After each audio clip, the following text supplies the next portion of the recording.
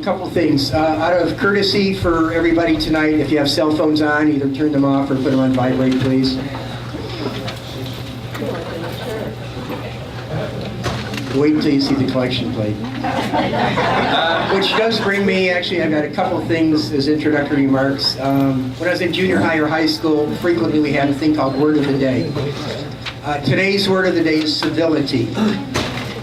The dictionary definition of civility is polite, reasonable, and respectful behavior. That's what we expect from everybody here tonight. Last Thursday I was curious about what the actual job description of the mayor was.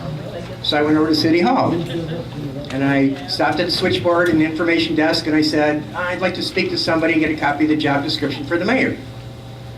She looked at me and said, why don't you go see the city clerk? So I went to see the city clerk, and she said, well, there really isn't a job description for the mayor, but here, take these pages from the code, and that might give you what you want. So I'm going to read what the code says about the mayor's position. The mayor shall preside at meetings of the council, shall be recognized as head of city government for all ceremonial purposes, by the governor for purposes of military law, for service of process, and is the city official designated to represent the city in all agreements with other entities or certifications to other government entities. But you'll have no administrative duties except as required to carry out the responsibilities herein. That's the description of the mayor. Now, I think hopefully all of you have seen what the format is going to be tonight. We had a coin toss. Keith won the toss, so he's elected to go last in the summary remarks. So that means Keith will be going first in the introductory remarks. Keith? How y'all doing tonight? Good. How are you? Can y'all hear me? No. Turn it down. Closer? It's on. I'll get used to this.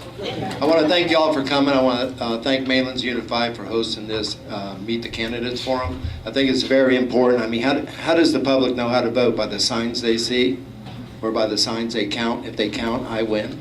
But that's not the purpose. The purpose is to come out here and meet Sandra and meet myself and just to get to know us and know the type of people we are and the service that we both want to give. I've worked for the city for 40 years. I retired 2 years ago. I just have a love for my community.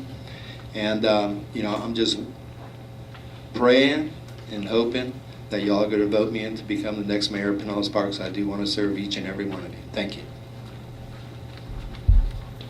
Thank you. Can you hear me okay? I'm Sandra Lee Bradbury. I am the mayor of Pinellas Park. I was elected mayor in 2002.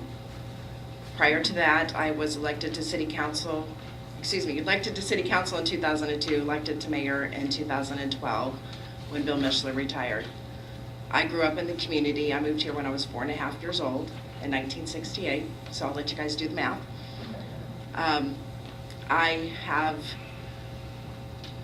Was a Rainbow Girl growing up, Eastern Star, until they moved the chapter in Pinellas Park. As an elected official, I have served on the Suncoast League of Cities and was the president.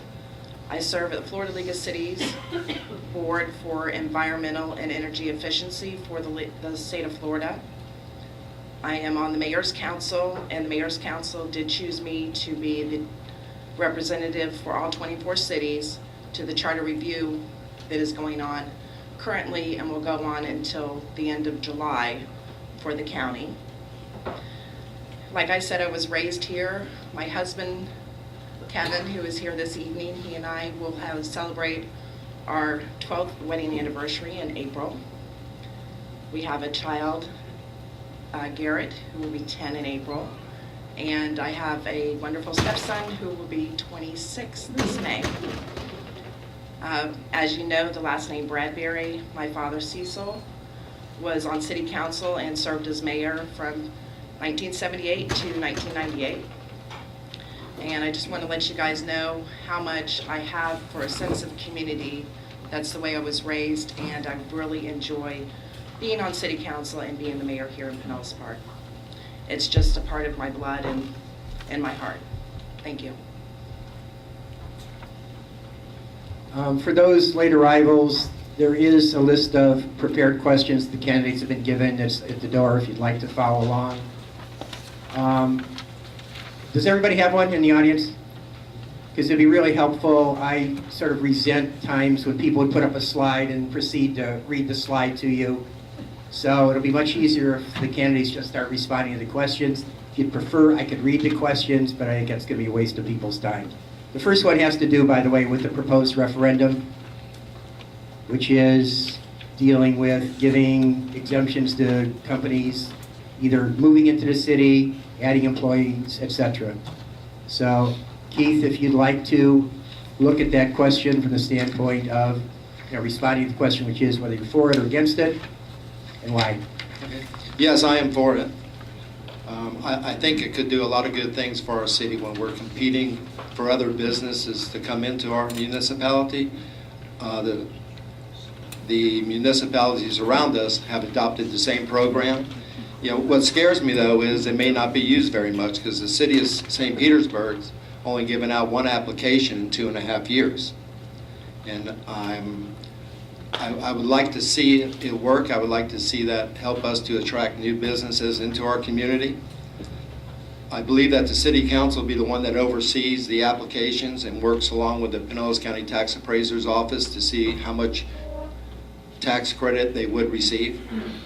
However, whether it passes or if it fails, I believe our location is key to businesses coming to Pinellas Park because we're the heart of Pinellas County. And we have easy access. I mean, nobody has easier access to the interstates than Pinellas Park does. And our highways that all connect do attract businesses to come to Pinellas Park simply because of our location. And I think it's great that it's a public referendum and the people get to decide whether they want it or not. Thank you. The public referendum I am for, and Keith is right, it will bring businesses to our community. It will allow our local businesses that we already have here to expand. This is going to give jobs to our children, our grandchildren, which in turn, they're going to be spending their money and their taxes and buying homes in our community. So what relief they do get on their taxes will be brought right back into the city, just through fruition during the year, during the years that the taxes have been repealed for them. And it is by your vote, and it will come before City Council on a case-by-case basis. So as they are reviewed, our citizens can come up and give their comments on what they think or believe should be relieved for that business that might be coming into our community or the existing business that's going to be possibly expanding their business, enlarging their square footage of their property. So I hope that you guys do vote on that because it will give us a more level playing field throughout the city. Largo, Seminole, St. Pete already has something very similar to this on their books. The next question had to do with the role of the mayor, and obviously I read what is shown in the code. Sandra, perhaps you can expand on, in your own experience, what over and above what it said there is in fact the role of the mayor as you've seen it. The role of the mayor, just like with city council, is to represent the citizens. In the case of a possible tie, the role of the mayor would be to break the tie if the individual votes are counted on a one-by-one basis. The mayor also is there kind of as a figurehead when we have ribbon cutting ceremonies and different ceremonies throughout the city. The role of the mayor is one vote, just like the rest of city council when it comes down to it. They don't have any more pull than the other 4 city council members. And I believe that the role of the mayor is something that is important. I hold it in high regard and enjoy doing the bidding for the citizens. Could I comment on that?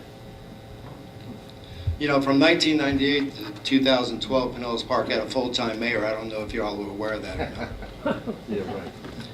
Everyone knew who the mayor was, and he was at all events.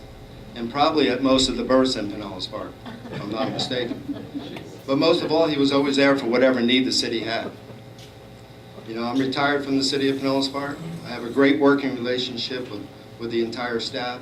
I know the operations and the responsibilities the city has. And the pledge I make to you is that I will be visible and available in your community 24/7, 365. My love and advocacy for Pinellas Park is not part-time, nor is it a commitment, but it is my commitment to all of you and to the citizens of Pinellas Park that I will be your mayor and I will be there when you need me. Thank you. Keith, if you would take the next question, which seems to be one of the ones I know seems to be my favorite, and sort of like unrequited love, the perception that Mainland's residents receive far fewer city services for our tax dollars than residents outside of Mainland's. Well, I don't think it's a perception. I think it's reality. Mainland's is a private planned unit development project. The city has taken over the maintenance and the operation of sanitary sewer lift stations, which is a huge savings to the Mainlands. We've gone through and televised your sanitary sewer system and did an evaluation on your manholes so that the associations could budget and plan to make the necessary repairs in the future so that you didn't have any catastrophes that happen out here. To me, Mainlands is a beautiful, safe, clean community. I mean, I come out here Saturday mornings, I think it's great. I mean, breakfast for that. But if you drive around this community, you don't have cars parked all over the yards. You don't have them parked up on the sidewalks. It's just a safe community, and it's very nice. You know, as that town hall meeting you had a couple weeks ago, Mr. Butler said, you know, if y'all want to make it private, I mean, change it from being private to become public, you know, bring me and we'll talk about it. And, you know, and I have that same idea. If the public wants to come and talk to us, I'm willing to listen, but really, I think that'd be a huge mistake for this community to want to turn this private community into a public community, because y'all have something here that's very precious, and I'd like to see you keep it that way. That's just myself, but it's y'all's neighborhood. But I do believe the city could help you by allowing y'all to piggyback off of our contractors when you have work done, because I feel the city can get better prices. And I think that the city should be able to share that with you, and I believe that we could put that into our contracts, that y'all could piggyback off what we have. And that's all I got. Thank you. I agree. The perception is there. I want to elaborate on that a little bit. Because of the fact that Mainlands has their own covenant, we can't come in as a city and do a lot of the things that you guys would like us to do. And there has been discussion since Bill was in office, and probably since my father was in office, about the city taking care of the roads and the sidewalks. And if that's something later down the road that all 7 units want to come to city and do a workshop, we'll be happy to hear those decisions from you guys. But that is something that all 7 units have to decide. Since I was mayor, we have been out here on several occasions, though, just because of health, safety, and welfare. In June of 2003, we had a really, really bad storm that came through that knocked down a lot of trees, a lot of large limbs, and instead of the city just waiting and letting the maintenance department at Mainlands take care of that, we came out and took care of that right away.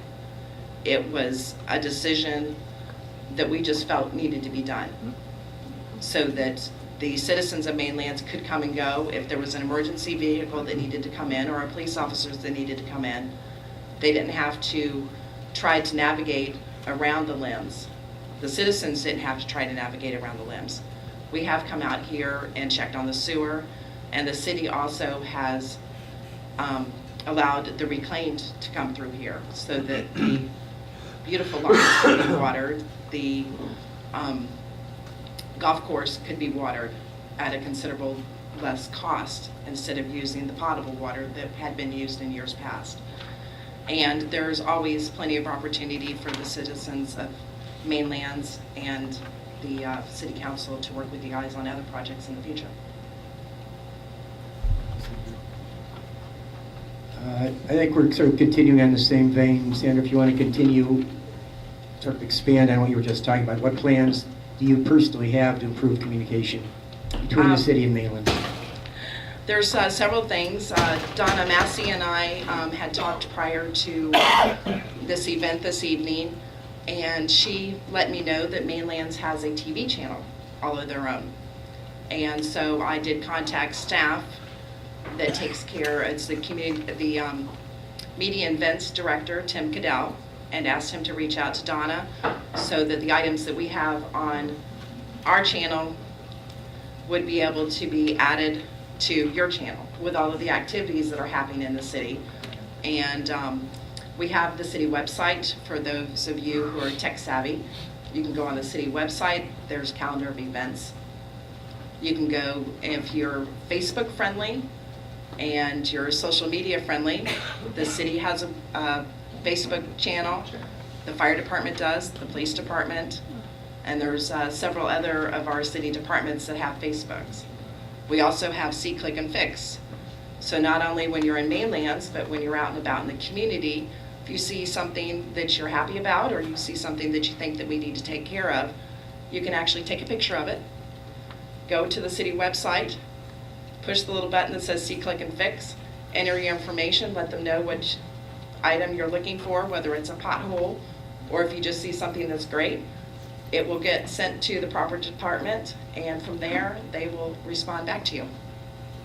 And one thing that we have on Park Boulevard and 49th Street is our LED tower that lets you know about different things that are going on. And I was playing around with a computer and thought that if Mainland's Covent might like to have something like that, of course all 7 units would be, but the city, we can work with you guys, work this into our budget so that there's a tower right at Mainlands Boulevard and US 19.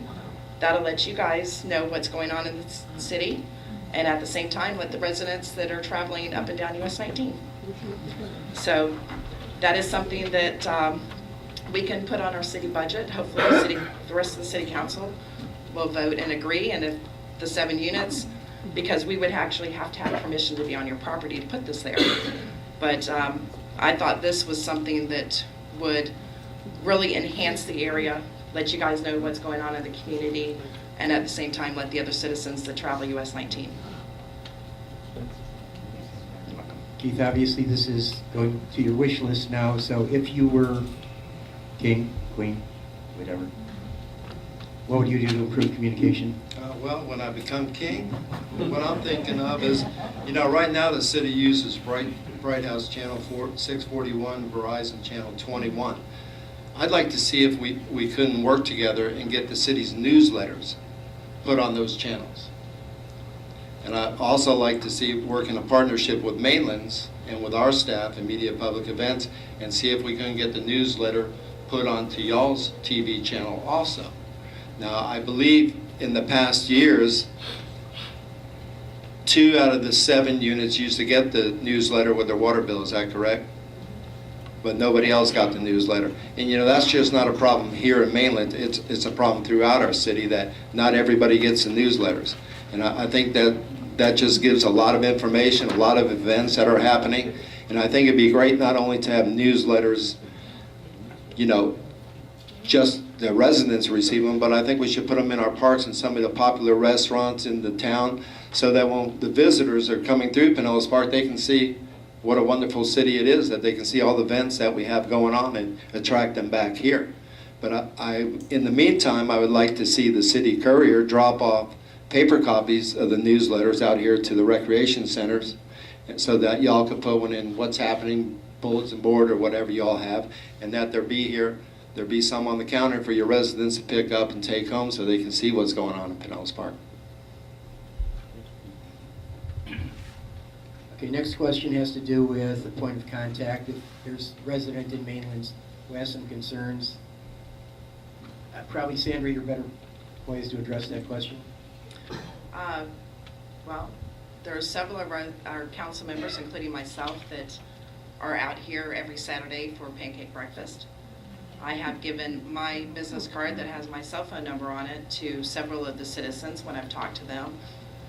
So they can call me, they can email me, and I know that they have called and emailed me. I had a gentleman that asked to meet me this morning, so I was available at City Hall at 8:30 in the morning for him. But we're out here every Saturday, so we are available. And if any of the citizens, as some have asked in the past, would like to get in touch with me personally at a different time from the pancake breakfast or the town hall meeting, like I said, I've passed out business cards so that they can contact me personally. I guess maybe as a more general question, obviously if 2,200 residents of Mainland start calling you, it's going to be a problem for you. Should in fact No, the it mayor wouldn't be. Well, that's the question though. Who should be a primary point of contact in a situation where somebody has a question that can't be dealt with or that can't be put up until Saturday at a pancake breakfast? They can. I mean, should they be calling Rick or Patty or you or City Hall or the city manager? Or is there a logical point of entry for our residents? I believe, and I am speaking for the other council members, but they can call us 24/7 if they would like. And always, they can call City Hall if they would choose to as well, and ask to speak to any of the departments. They will be happy to answer any phone calls that any of our citizens have. But like I said before, please call me. This question really sort of germane now, more so, for sure for Unit 5. And it has to do with why, if in fact the city has no responsibility for our roads and sidewalks, why do we need permits to do anything with them? Since I will be happy to answer that. With the opportunity for you to have your contractor submit for a permit with the city, that in turn gives you the opportunity for an inspection to be done on what the contractor is doing, whether it's a sidewalk or regrading the road and repaving the road. That gives you an opportunity to have a little bit more of a sense of security that that contractor is a legitimate contractor, that contractor is doing what they said they were going to do. Because in the permit, it's recorded at the city, then the city knows in the future what improvements have been made. They will be able to come out here and inspect it and make sure that what they said they were doing is being done. And at the same time, since this question has come up, I would love to have the master unit, Donna, some of the other people that are in charge of the other units to come to a workshop, and we might be able to talk to the other council members about waiving the fees for this, since over the years there's been a perception, and you guys do pay a lot of taxes out here, a way to kind of give back some of those taxes by waiving the fees on the permits for those inspections. Just sort of let me, because it's a personal thing with me, but I'm curious. If we go back to when Mainlands began, one of the things I know we've all heard when we've had meetings is about the roads not being up to code. So am I correct in assuming that a permit would have been required back then?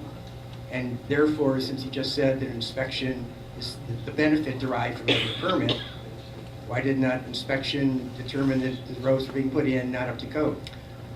Well, that was about 30 years ago. There's different codes then than I there are understand, but now. we're still living with the pain of what occurred 40 years ago, and it's like a negative annuity that we all keep paying. And I was not the one that made No, that I said- comment. No, this is not you, but again, the whole issue is if that was the purpose for permitting, for inspection purposes. Well, no, any organization, whether it's a unit or a business that is going to do improvements on their property, has to get a permit and has to have inspections. So if another homeowners association in the community wanted to redo their roads, they would be going through the same process. Can I speak on that? I did a little little bit of research on that, because when I heard what the fees they were being charged out here, I thought, that for what? I didn't understand it. So I did some research, and under Article 9 of the building code, sidewalks do need to be inspected, because that comes into effect with the handicapped. The city does inspect parking lots, because parking lots, again, deal with handicap parking, the widths of the parking spaces. But you know what? No one inspects the roads out here in the mainlands for paving. Engineering does not go on private property to inspect private work. And the building department, they don't require it under Article 9. So if y'all were charged $1,400, I'd be asking for a rebate, because I know y'all have hired your own person to come up with the plans, the mixed load, how everything's going to be done out here, and that is your professional inspector. The city will not be sending nobody out here unless, you know, somebody wants to make $1,400 and send somebody out here. There's nobody to come out here and inspect these streets, because engineering services is the only one that inspects asphalt roads, and they don't go onto private property. Thank you. I'm going to sort of try and pre-qualify the next question, because it has to do, speeding obviously is a problem both within and outside of mainlands, as probably most of us, our residents, agree. And there's no question that mainland's residents represent some portion of the problem. But one of the things that we've noticed certainly is Gateway Boulevard, and one of the questions again posed, and hopefully you got an answer, Sandra, or were able to find out an answer, was how often was the radar speed trap set up on Gateway Boulevard in 2015? Were you able to determine that? They do not check the number of times that they do radar, but they do regularly patrol Gateway and mainlands, just like they do the other 16 square miles of the city. And they said that they did have approximately 261 stops last year for various reasons. Stops of vehicles Where? in the Gateway community. Which would encompass? It does not encompass mainlands. That is just the Gateway community, that's the industrial area that is attached Okay, so all the way to like, what is it, 120? between Gandy Boulevard Right, up to Unit 7, right, US 19, out to 28th Street. okay. Within those areas, there was approximately 261 stops. So that would be like one every 3 Can't hear you. Can't hear you. Okay, that works out to like one every 1.3 days. I was just trying to do the math. With, I mean, because what we're seeing, obviously, especially with the cut-throughs, trying to avoid the traffic on US 19 both ways, and the people that are going in the left lane, they go zooming past you and then cut through the place where there's diagonal lines to prevent people from doing that. It's getting almost out of hand. And it's our lives that we're concerned about. absolutely. So, I mean, how do we raise the level of urgency? Because it is a safety issue. And I understand how many square miles there are, et cetera, but this is becoming really dense. Epic and Gateway only exacerbated the problem. The police department has been given this exact question, and the police department is quite aware of the concerns of the citizens of mainlands, and are going to be researching different things that they can do in their daily patrols out here. And is there some form of feedback they're going to be providing to us?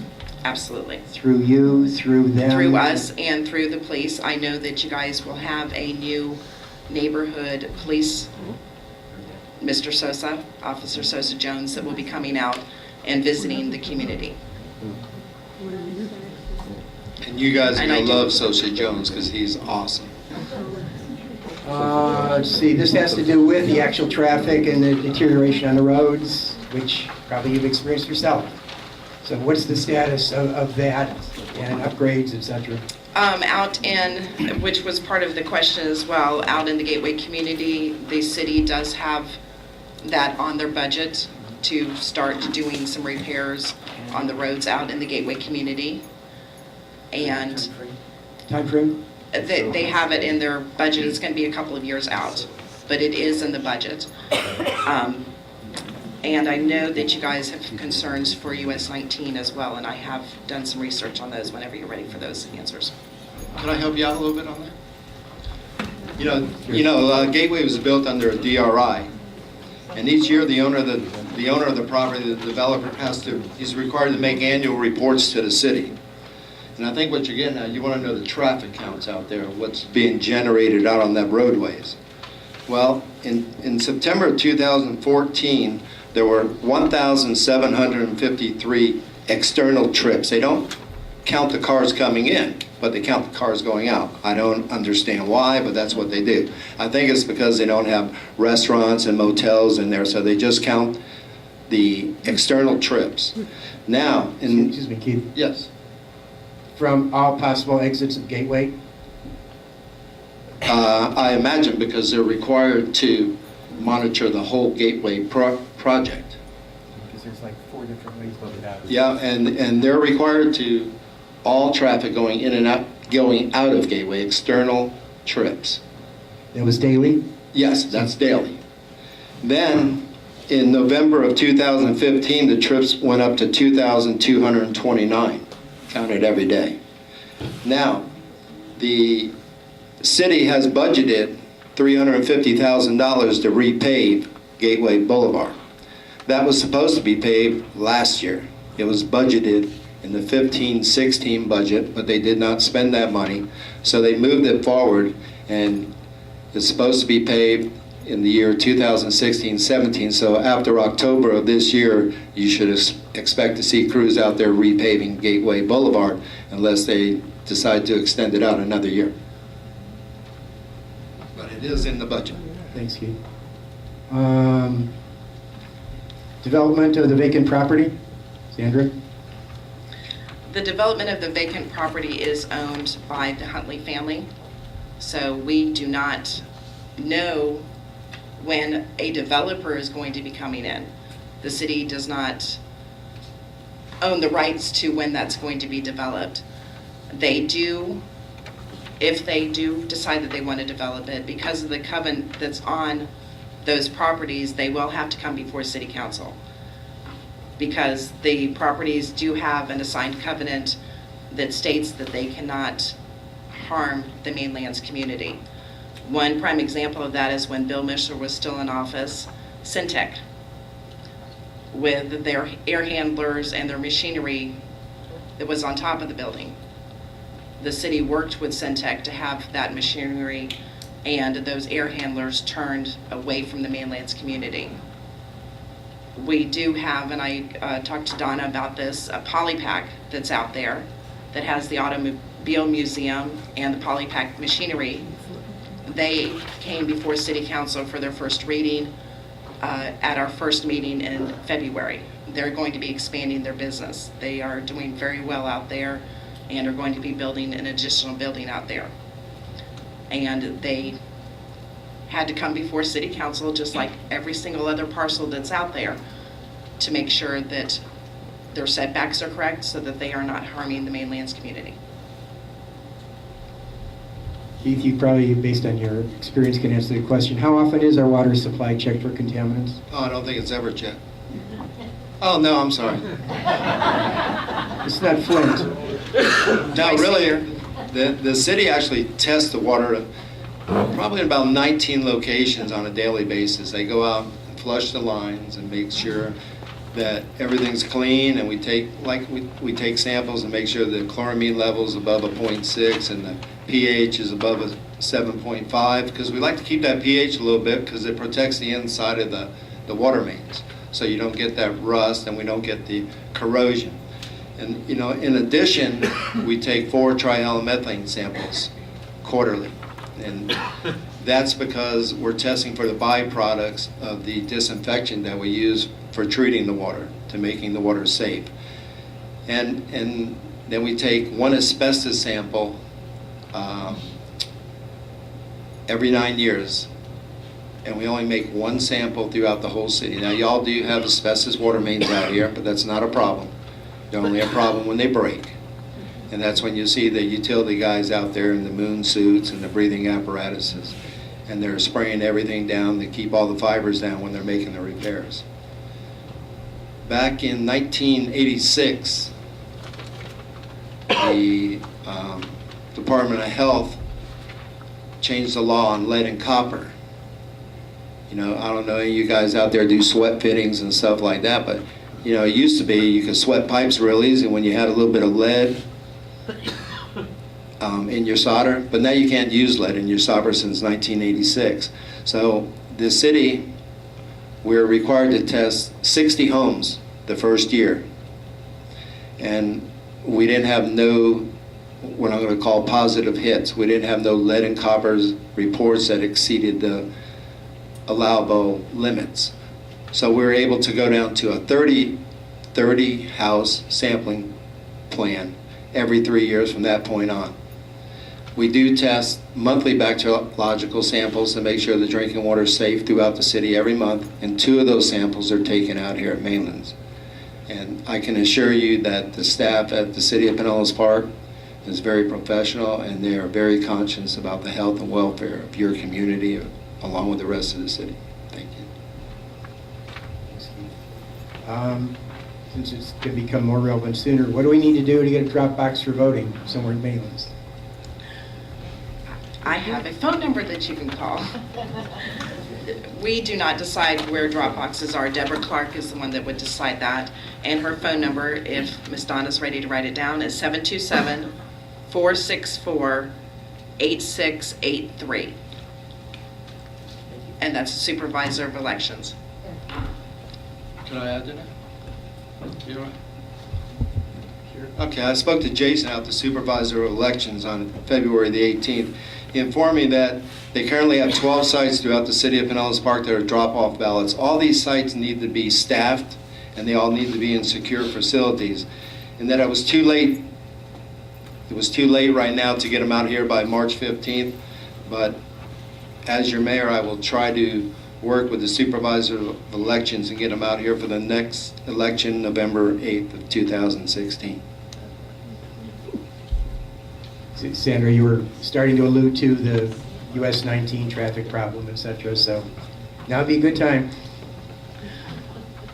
With this question coming up on US 19, I would hope that all of the community realizes that US 19 is not a Pinellas Park road. It belongs to the Florida Department of Transportation.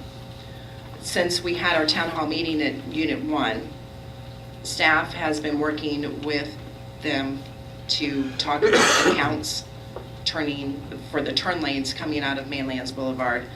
And because of the traffic that's out there between 4 and 7, that is considered rush hour traffic, I have asked staff to look in getting permission from FDOT, whether they would put it in or whether we will put it in, for there to be signs on either side of Mainlands Boulevard reminding them, just like throughout the city and throughout the county, to not block intersections, so that when the Mainlands Boulevard light turns green, that they have an opportunity to either go northbound or southbound on US 19 without any issues.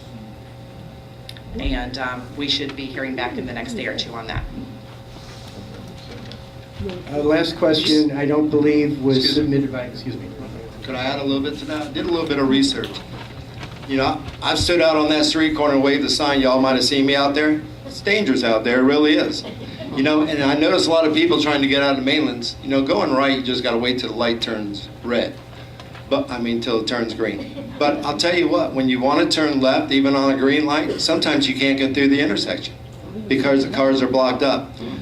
Well, in 2 years, they're going to be starting a flyover on 118th Avenue. Coming south, what that means is coming south down US 19 at 118th Avenue. They've already acquired the right-of-ways, and they've done all their environmental studies, and they plan on starting in April of 2017. So that's not 2 years, a little bit shorter. They plan on starting April 2017. It's a build by design flyover. What it's going to do is when you're coming south, and you're coming up to 118th Avenue, you're going to be able to exit and go up in the air even higher than you're going right now. So there's going to be a third level flyover, and that's going to take the vehicles and take them and point them going east towards the interstate. That way they're not coming down across here and bottlenecking the traffic up from Park Boulevard. Everybody wanting to get out to the interstate goes down to Park Boulevard. Well, what really holds the traffic back is giving people extended green arrows to turn. So the extended time that all those vehicles, there's only one left-hand turn lane. So the amount of time that they have to allow to clear that lane, it just stacks up the rest of the traffic. So what they're doing right now, they just kicked it off this month. DOT is starting it is called a Project Development Impact Study. And what the DOT is doing, they're studying the traffic from 70th Avenue to 118th Avenue. And they just started it this month, and they're going to start getting with the communities and having community events and community input. So they probably really like to come out here and set up all their pretty pictures and meet with y'all and tell you what they want to do. But their study's going to take 2 years. And that's a long time. But what they want to do is they want to make 2 left-hand turns. If you're heading south, they want to make 2 left-hand turns going east out on the Gandhi. They want to have 2 right-hand turns turning on the US 19 from all directions. But what they have to do is they have to do an environmental study, and they also have to do a land acquisition to pick up some right-of-ways. But the faster we can get those people turning, cuts down half the time that the traffic's going to be backing up and being stacked. So the traffic flow will be able to move much faster. Thank you.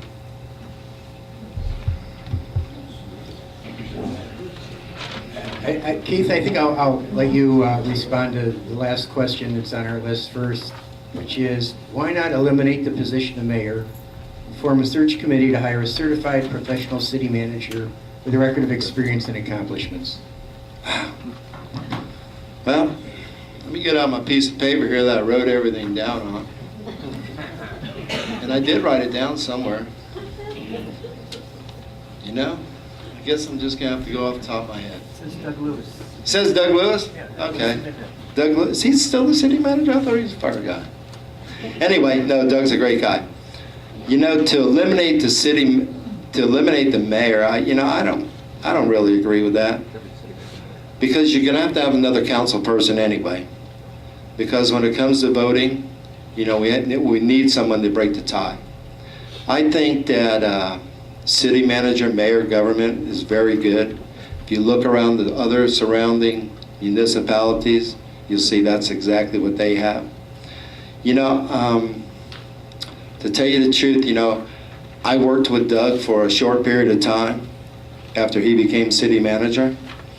I plan on working with him a lot closer when I become the mayor of Pinellas Park. And at that time, I'd be able to work with Doug and evaluate him and see the type of work that he does. And I believe that employees need to perform. I don't care if it's the mayor, I don't care if it's a council person, I don't care if it's the person answering the switchboard. All city employees need to perform. And I would just be willing to work with all the employees and work with our fellow council people to make sure that we have the right city manager, and if people have a problem with Doug, help them along. I've worked with people who were supposed to be professional city managers, and let me tell you, it was horrible.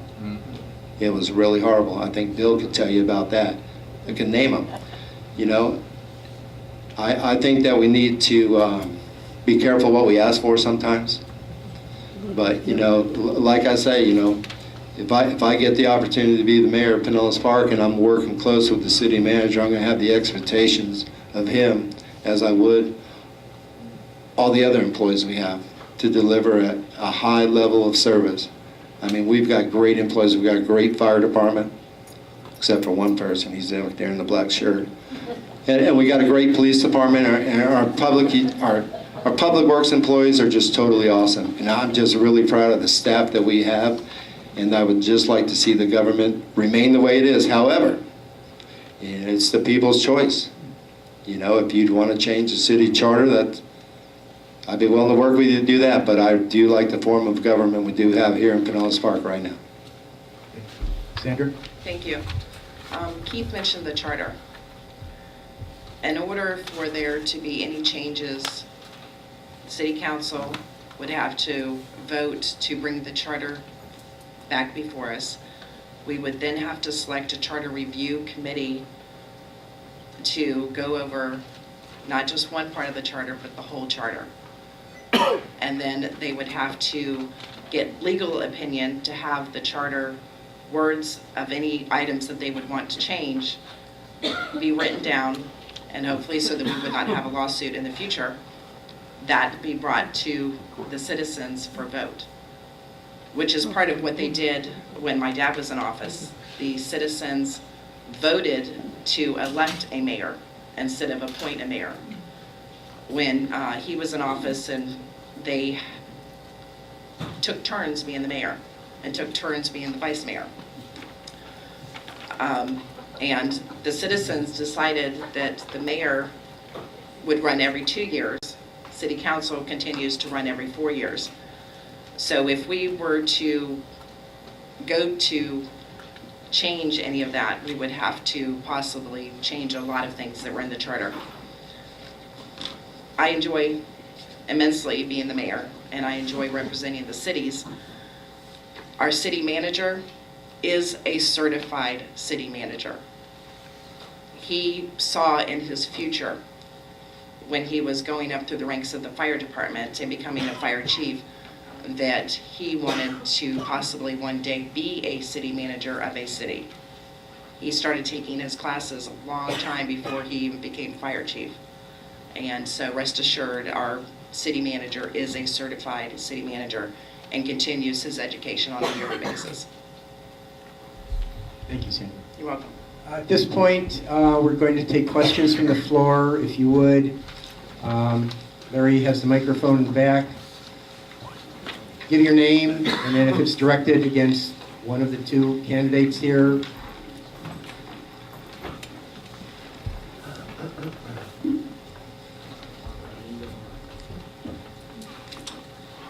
My question is for both. Excuse me, would you identify yourself first, I'm please? sorry. My name is Grady McDonald. I have a question. Why did we lose Donna Saxter? Was it by her request, or, you know, all of us knew Donna, we got along well.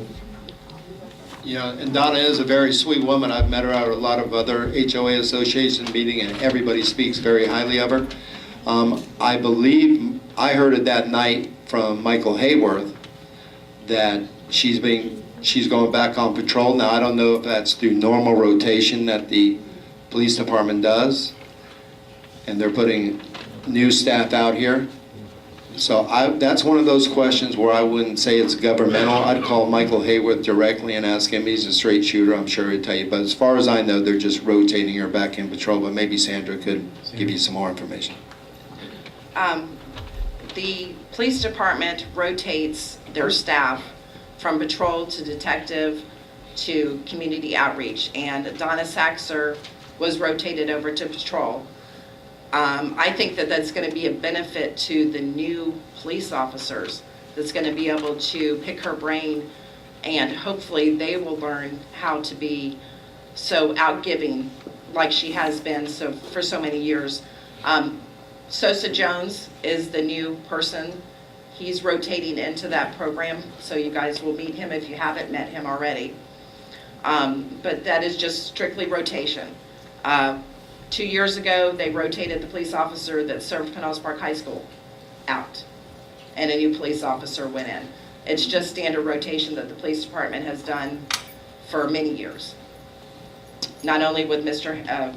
Chief Hayworth, but they also have done it with the other chiefs prior. I have a special request. We adopted her a long time ago, okay? Can we have her back? I believe that she'll be patrolling over here, and you know that she'll be knocking on doors and giving out hugs. But I will forward that request to the chief and let him know how much you guys love her. All right, thank you. I have another question, then I'll quit. I'm on a committee to try to keep the buses in here for mainlands from PSTA. I know Patty Johnson represents us on the PSTA board. But folks, I'm hearing they want to bring in either Uber or taxis. And from some of the stories I get, we don't want them. We want our buses.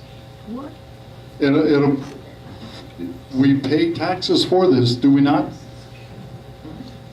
Does the city pay taxes, or pay into PSTA? The citizens pay millage as part of their millage. That's Okay. broken down. Part of the money goes to the county, so on and so forth. PSTA is one of those. And what PSTA is trying to do from one end of the county to the other, she is fighting very hard for 444. Anytime that it's mentioned at MPO, which is Metropolitan Planning Organization that I sit on, I do the same and remind them how important it is. What the PSTA is trying to suggest has not gone into fruition by any means, and this would be an opportunity for Mr. McDonald for you to go to the PSTA board's meetings like you have in the past and let them know we don't want it. It's called First Mile.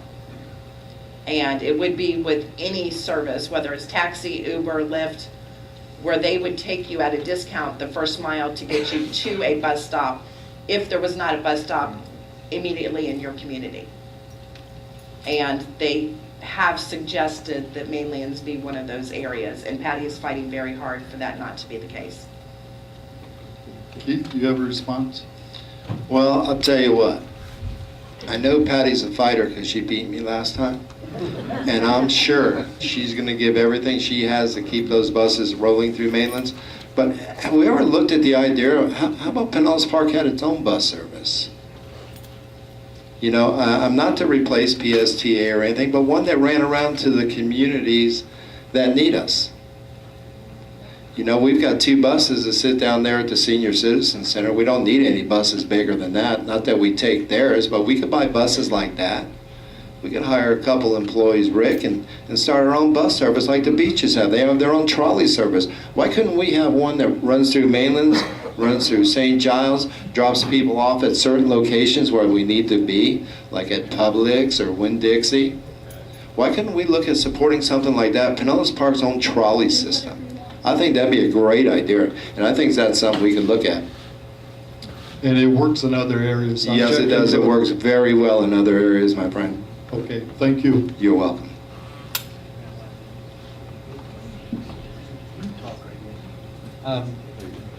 Jim Craig, a lot has been said about water quality and things like that. What about our air quality here? My concern is Allegheny air flying over all the time, the incinerator up there. I know I'm washing my car much more often than I have before. Is there anything done about air quality in this particular area right here? I'll let the mayor go first. I apologize, I would not be able to answer that question just right out, but if you would give me your information after the meeting's over with, I will talk to staff and talk to the airport in Pinellas County and see what answers I can get for you. Okay, well, I'll forward you my water bill. Hey, Jim, I'll tell you what, I think with DOT doing that work out there, with all these cars just stacking out there idling, that's not helping your air quality. That's not helping nobody's quality of life anywhere throughout the country, really. You know, they change the gasolines and everything else, but, if DOT can get that traffic moving, I'm sure that's going to help a lot. And we can get Pinellas County air quality control, because Pinellas Park doesn't have a way to test the air. But Pinellas County surely does, and I'm sure they'd partner with us and come out and try to do some sampling for us. I know I've been sick all winter long. I just think that had something to do with it. Yeah. And it may, my friend. I'm not a doctor, I'm just looking for a mayor's job. And you stated a Holiday Inn Express, we know. Last night, yeah. Other questions? Sandra? I'm Andy Fafard, I live in Unit 4. A question regarding MCI Drive and the building, the vacant building that's been back there for many years. Has anything been looked into to try to get a tenant? I believe that. Right now, the Drive and Gateway Parkway that's coming in off of 19, certain Saturdays during the month, you'll have some probably younger people doing donuts back there, and they perform more donuts than Dunkin' Donuts does. You hear the squealing. You can go out there the next day and see all the track marks. It's visible as well as audible. And if there's anything we could do to change that. I thought all that squealing I heard was coming from Quaker State on Wednesday nights. But I'll tell you what, I think you bring up a very good point, and I believe that's the old, I forget the name of it, it was like, had something to do with bookstore, Book US. School book. School? Depository. Yeah, but the place on the corner was actually Book something. On the southwest corner. Building was MCI. Is it WorldCom? Yeah, WorldCom. My mistake. Book fair first and then went to WorldCom when they bought it. Yes, and that's what I thought. And Mary went to jail, and then we get an empty building with people to hang out. But you know, I think that's a great place for our economic department to start looking and maybe try to promote that property. And you know, I really don't know all the essentials, how that all goes together right now, but I plan to be a scholar on it shortly. Question, But- have you called the police department, the non-emergency line? Yes, I have. And what kind of response have you got? Take them out there, but by the time they're there, it's over with. That's true, because I call, I can hear them all the time. So is that something that, again, going back to the police communications thing, that we can try and set up so that there's better communication instead of like closing the door after the wheelies are done? You're looking for a quicker response. Well, no, and I agree. You know, and if you kind of feel like they're out there from 10 to 2 every Saturday, then we need to let the police officers know so that they make it a point to patrol in that area during those time frames. But obviously, we will ask the police departments over the next couple of Saturdays to, you know, have an undercover car out there or something that's inconspicuous and see if they can catch them. Getting back to the issue of the referendum, the vote coming up in March, who determines and what amount would be in one of the tax exemptions, how much money, that kind of thing, and what impact will that have on our real property tax bills? I know this is hard to answer because it's all a projection, but I'm just thinking of the impact and how it's paid for. Basically, if the business came to the city, they would be asking for relief on their annual taxes for, you know, 1 year, 10 years. It would be discussed by city council, and the business would project what they would like to see. Businesses pay approximately 65% of all of the taxes throughout Pinellas Park on an annual basis. I do not believe that it would affect any of the homeowners. I think that it's going to improve their taxes because of the fact that that business will be spending money to buy the material to expand. They will be spending money to move their business from one area into Pinellas Park. They'll be hiring more employees. That money will be spent in the community. Those employees might buy homes, you know, live, eat, work here. Those are going to be our children, our grandchildren that will be getting those businesses. One example is we've had 5 businesses that moved into our area this past year. They brought with them 200 jobs, those 5 businesses. They now have 1,300 employees between those 5 businesses. What a wonderful impact that is to our community. And those, a couple of the businesses are international. So they're now paying, and that was prior to the taxes being, you know, given back to them. And if those businesses, and one of the businesses is Hydrodyne, they moved from Oldsmar to Pinellas Park because they could not expand where they were. They're on a piece of property now where they'll be able to expand. So later down the road, if they want to hire even more employees and buy even more equipment, which they pay taxes on that equipment, it would be nice for us to be able to do something like that instead of them looking to go someplace else. Because Seminole or Largo has said, we'll give you no taxes. Pinellas Park doesn't have that. Move over here. And before you leave, if you'll stop by and see me, I'll give you this fact-related sheet on the ad valorem tax abatement program. I'm Diane Johnson from Unit 5. I had a question about term limits. I know that's an issue for the election. I'd like to hear Sandra's thoughts on that, and then I'd also like to hear our other candidates' thoughts on that. I have never been in favor of term limits. I've always felt that the citizens are the ones that decide, or council members decide when their term limits. We've actually had a natural transition over the years. Right now, there's about 60 years of experience between the 5 council members. My father served for 20 years. Bill Mishler served 35 years. 32. I was giving you extra credit. Plus 9. Plus 9 planning and zoning. But there's always been a natural transition. The gentleman that retired, I ran for his position as a councilwoman, had served for a little over 10 years. So there's always been a natural change. And I believe that there probably will be in the future, just a natural rotation. There's rumors that Mr. Taylor, after serving his next 2 years, won't run again, which means that he will have been in office 20 years. So it's always been a natural change. Citizens reach out and let us know when we're doing a good job, when we need to improve, just by chatting. My turn? Yeah, I'm a true believer in term limits. I'm telling you, I think, they made George Washington the first president of the United States. And they thought they wanted to make him a king. I mean, we were just up there and my grandchildren saw the whole story.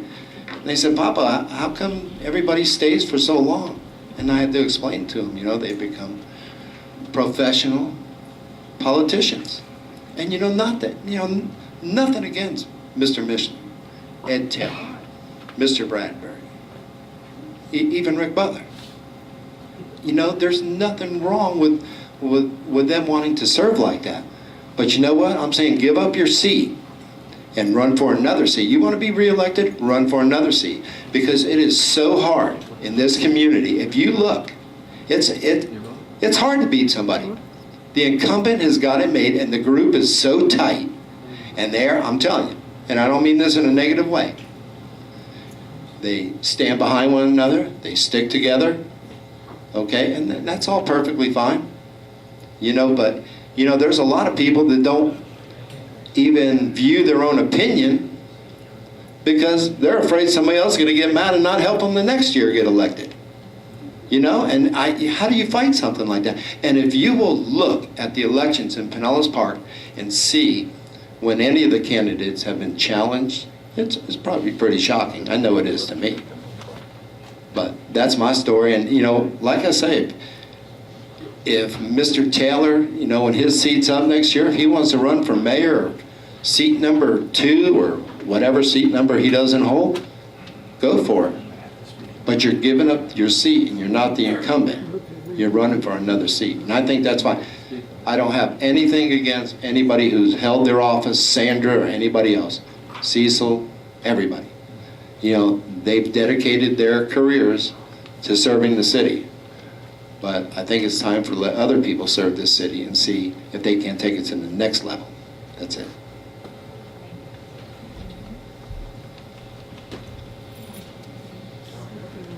My name is Doug Blackman. I was wondering about the land use here in this area, especially the Gateway area and that area over between 28th Street and Mainlands. Apparently, do we have any control of that, or does the city have any control of what businesses build out there, and why are we going to keep taken all the wetlands that we may need in the future if we have a bad storm, and those areas are all built on and we don't have any place for runoff. That's several questions lumped into one.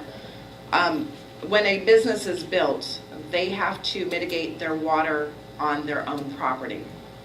And I don't believe that any of the council members, myself, I can say for sure, would allow a business to cover up one of the lakes out there. The EPA, the Environmental Protection, Southwest Florida Water Management District's not going to let that happen. Any business that's built has to have any runoff that they have contained on their own property. A lot of businesses have to build vaults underneath their building so that when the water drains off of the roofs, it goes into an area where it's filtered before it goes out into the community. And most of the land that's out there is manufacturing and industrial. Do you know what wetlands are? Do I know what wetlands are? Yes, sir, I do.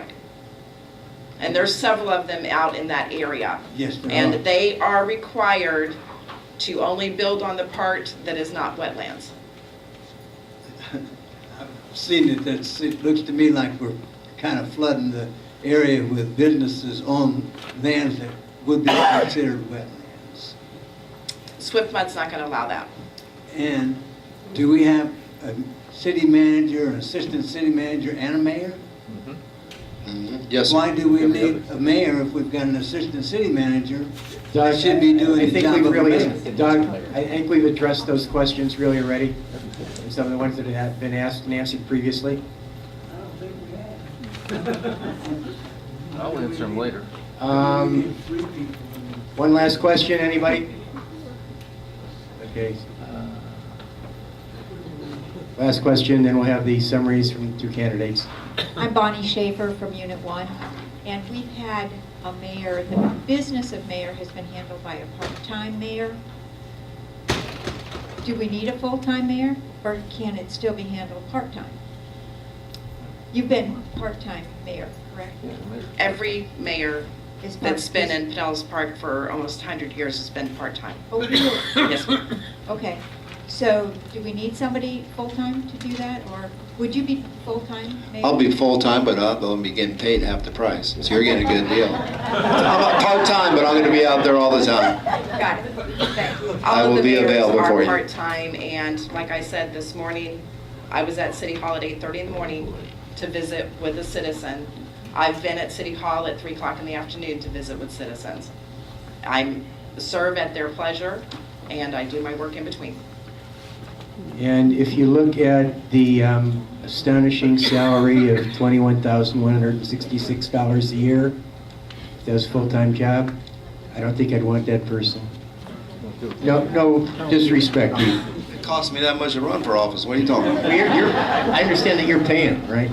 Yes, sir, I am. Okay, at this point, first of all, thank you all for the questions. Sandra will be presenting her summary first, and then Keith. Thank you. I wanted to say thank you to Mainland's community as a whole, not only for hosting town hall meetings for us, but allowing us into your community every Saturday so that we can visit with you.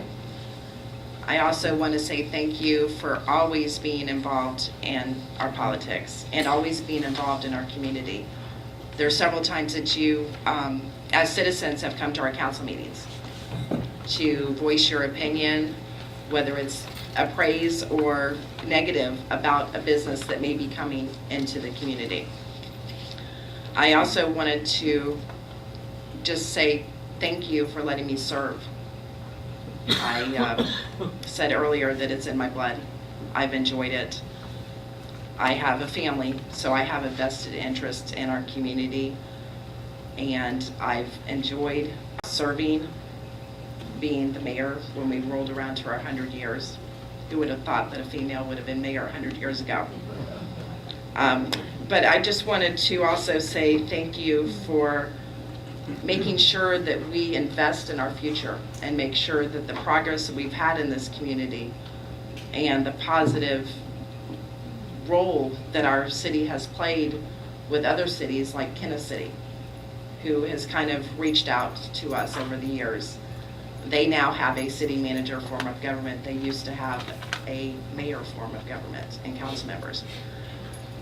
And I also want to say thank you for letting me help improve the city, and I hope that you guys will allow me to continue to improve the city and give me the opportunity to ensure that my child and other children, your grandchildren, have the opportunity to bring more businesses to our community so that we all have jobs and that we have a future and that our taxes stay low. The taxes in 1978 when my dad went into office was 5.44 mils. It's now at 5.8, and I believe that if I can twist the arms of the other council members, that we'll lower from that this next year. But just wanted to say thank you again for allowing me to serve you, and I hope that you guys will allow me to serve you for 2 more years.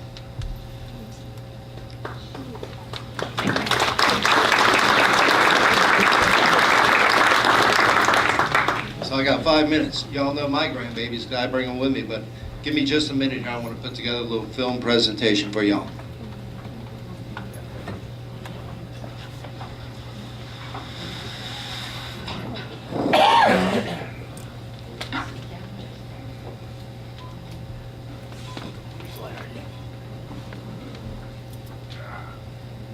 A lot of IT guys will be a little bit patient.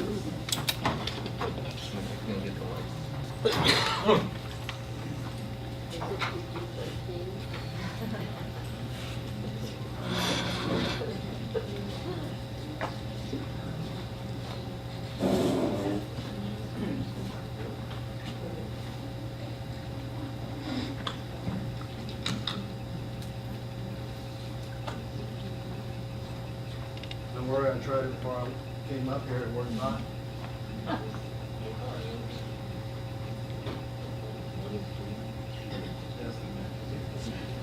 There we go.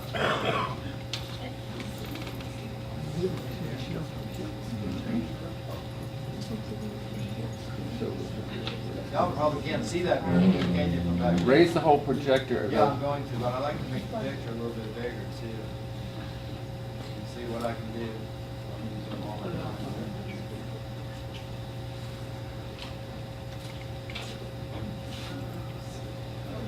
Go to full.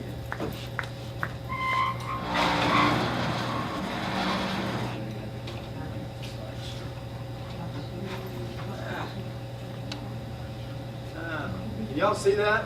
Yeah. It's kind of wasted, but see what I can do. Okay. $3.1 million, folks. Y'all ever heard of 5600 Block Boulevard? Microphone. Microphone.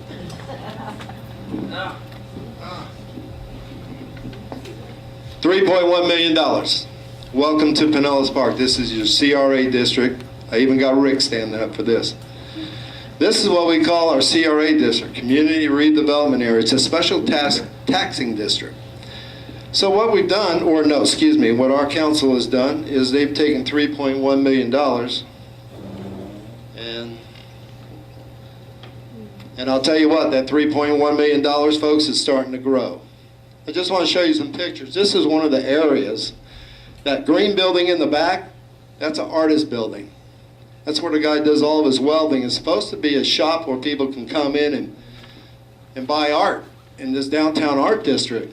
But I'll tell you what, that's a brand new parking lot that we just paid $220,000 for.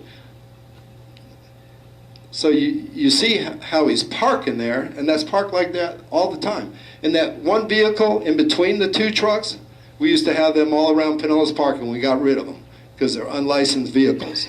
But I asked to have that vehicle removed, and I was told it's a piece of art. It's probably been there about 8 weeks. Might be art to some people, but not me. There's another shot of it. This is where the old laundromat used to be, dry cleaners. The city went in there and bought it, demoed the building. Property's available, sitting there. This is just the pictures of the front of buildings along Park Boulevard. You got Bottles Club there with plywood up on the windows. I'm sure the police like that. That's the Swartz Gallery. Very nice. The guy does beautiful work. He's a resident in Pinellas Park. He does very good work. He's got artwork from, I've seen it in the Keys up to Steinhatchee. The guy does a great job. You know, but he rents that building, I think, for $500 a month. He's got a 10-year lease. And he gets, what's he get, a $50 increase in rent every year. That's the side of it. So that's what you see looking down the side of Park Boulevard in front of this 5700 block. I guess they had a party there this week. I see some white tables out there, look familiar. And this is the back. This is the sidewalk behind the buildings. They got Grumpy's Marine Repair there. It's still the back of the buildings. This is the back from another angle. And you can see the welding shop over there. It's an art district. Oh, this. In that $220,000 parking lot, there's one little strip about 20 feet wide. And you can see that wasn't paved. It's got some holes, some cracks, some grass growing in it. But that wasn't part of the $220,000 parking lot. There's the rest of it. See it? Oops. Hear of a shipping container buildings being built? I think we put it 3 inches on DOT property, folks. So we got to move it back. You see they're about 3 inches into the concrete on the sidewalk. And that was a $220,000 project that didn't even go out to bid. I know when I put a roof on my house, I go get 3 competitive bids. I don't know about y'all. But this project was hand-delivered and given out. And I'll tell you that story in a minute. And now you can see why there's a gap, because they didn't pull it up against the rest of the building. But they're going to work on it. I know this project, I asked a question if this project was on time and being done, and I got the reply that yes it is, but it's behind contract term. This here is behind, this is going on to 5700 block. See them brick paver streets look real nice with drainage going down the middle. This was a little cottage area, that's another angle. That's one of the cottages the city built, very nice. They built 2 of them. That's a picture of that $250,000 container building being in, and that doesn't include the cost of the property. And you know, the city went in and paved the parking lots. They were going to make it a parking lot. Then they said, oops, let's put a building there. So we cut it, put a sewer line down right through the middle of a brand new parking lot. That was excellent planning. This is what they call a butterfly garden. This is over at the cottages in between 75th and 76th. It's a little gated community there. It's locked. You can't get in. I got 1 minute. Okay, this is beautiful. This is that cottage area. Look at those beautiful brick paver streets that we went in and did. And we did little brick paver driveways. And we put in, how about those light poles, electric light poles? Very nice. And we ran new electrical services to all the cottages before we bought them and flattened them. So we probably spent $200 to $2,500 on each unit, putting in a new electrical service, new panel boxes to each cottage. And then we demoed it. This is just another angle. Yep, I'm wrapping it up right now, sir. And you know, you can turn it on.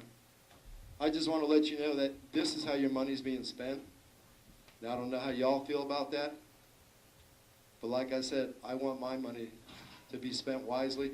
I believe that the city did good work down there. They went in there and they bought not a homeless shelter, but a soup kitchen. And that really was bad for the neighborhood. So they bought the property. The soup kitchen moved away, crime went down and everything else. But let's turn it over to new development, to private development, to develop these buildings. Because you look down the street across from Lowe's, you see the Cheddars, you see the Buffalo Wild Wings, the new IHOP. They do a much better job than the city can do, folks. So I just think that, you know, when I become mayor, I'm going to look at redoing the CRA, but I want to do it with private enterprise, and I know Rick's going to help me. Thank y'all. And I just want to tell you, I want to thank y'all for inviting us out here. And you've got my pledges on those cards, and I stand behind my word. And thank y'all very much. God bless y'all.